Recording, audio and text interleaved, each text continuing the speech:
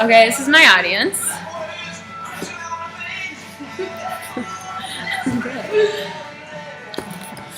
When I was little, I used to live in Arizona, and I planted the seed of my favorite fruit in my backyard, and Arizona is pretty dry.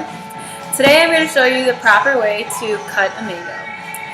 Although some of you may have never cut a mango before, after listening to the speech you will know one proper way to cut a mango. I've done extensive research on how to cut a mango, and I have also had experience cutting mangoes my whole life. First I'm going to discuss the materials you need to cut a mango, then I'm going to show you how to cut a mango, and then I'm going to tell you about the cleanup process. So let's get started. As I mentioned, in order to cut a mango, you're going to need a mango, and a knife, and a cutting board. And it might get messy, so you're probably going to need some napkins and a bowl, or a plate. After you've gathered your materials, it's time to cut it, which is our second step. But before you cut it, you might want to wash your hands. So if you see, this mango is kind of shaped like an oval, kind of like a squished oval. So you can think of the mango as having 6 sides. So you got your 2 wider sides, which are called the mango cheeks. You have the 2 thinner sides. And then this is going to be the top, and for the purpose of my speech, this is going to be the bottom of our mango, where this stalk is. According to Danny Spears in her video, How to Cut and Dice a Mango, these, like I said, are called the mango cheeks. So her first tip on how to cut a mango is she cuts off the stalk so that your mango can stand up easily. And after you've cut off the stalk, you're going to want to grab your mango with your thumb facing you and your fingers facing away from you, and you're going to want to cut off one of your cheeks, your mango cheeks. And if you hit something hard, then you've hit the pit.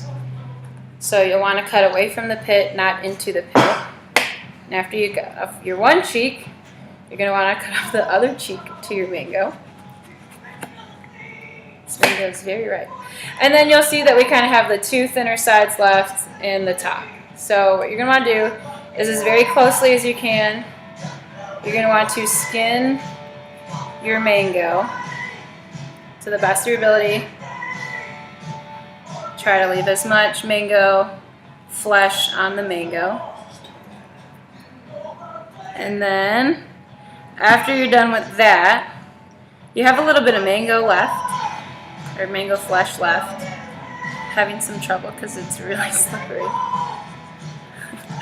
Okay, so after you do that, you're going to just want to cut off as much mango as you can without cutting into your seed. And then you're going to just place this in your bowl.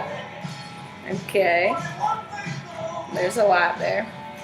So after you do that, for time's sakes, I'm not going to do that. But you're going to take one of your cheeks, and you're going to hold the skin in your palm and the mango facing up, and you're going to make horizontal cuts about 1 centimeter away from each other, from the top to the bottom, but you do not want to pierce through the skin of the mango.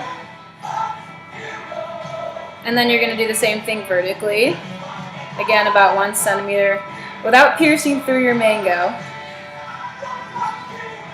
And then you're going to basically flip your mango inside out, and this is called the hedgehog style, according to an article titled "The Easiest Way to Cut a Mango" that was published in May of 2015.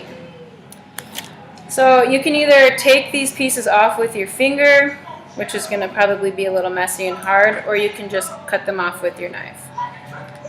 So for time's sake, I'm not going to cut the other cheek of the mango. But after you're done cutting up your mango, you're going to want to clean up, because if it's ripe, it's going to be really sticky. So you'll want to rinse off your knife and your cutting board and place it in the sink. And if it's summertime, you're really going to want to rinse it off because it usually attracts fruit flies. And after you've cut the mango, then it's time to enjoy your snack. But before I'm going to enjoy my snack, I want to remind you that today I showed you what materials are required to cut mango, how to cut mango, and the cleanup process. And back to my story, I actually learned that the seed is located inside the pit, and I also forgot where I planted my seed, so I never sprouted a mango tree.